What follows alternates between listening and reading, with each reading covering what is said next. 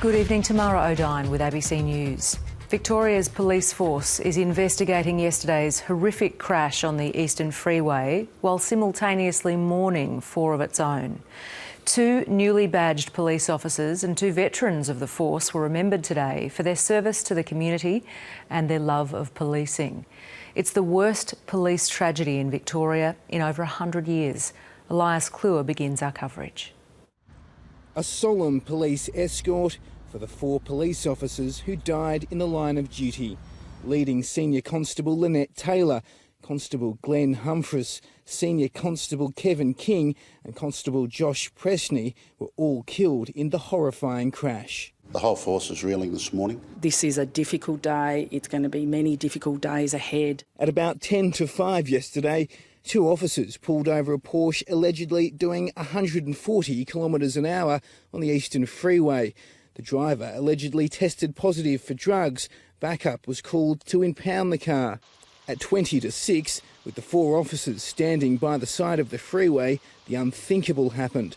Police say the truck veered into the emergency lane and slammed into one police car, then the other, and then the Porsche, crushing the 4 officers. The Highway Patrol vehicle was spun from that accident across the freeway, and the Porsche has wound up underneath the front of the truck. The driver of the Porsche, a well-known Melbourne mortgage broker, Richard Pusey, allegedly took graphic pictures of the scene and fled on foot, later posting those photos on Facebook.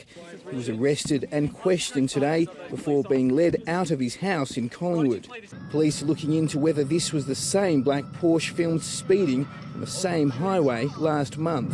What a f***ing idiot. To leave the scene is a very, very low act in my view, and if I wasn't wearing this uniform, the Chief Commissioner, I'd be giving you far more colourful language. The driver of the truck is under police guard in hospital. He suffered a medical episode after the incident. His house was searched last night as part of the police investigation. At the moment, we're still monitoring his condition, and as soon as it's practical to do so, then we intend to interview him. This freeway is now open, but this tragedy will have wide-reaching implications. Due to COVID-19 restrictions, the officers won't be able to have full honours funerals. This is a terrible tragedy, made worse, of course, by the fact that our state is dealing with many other very significant challenges at the moment. An unjust end for 4 protectors of the community.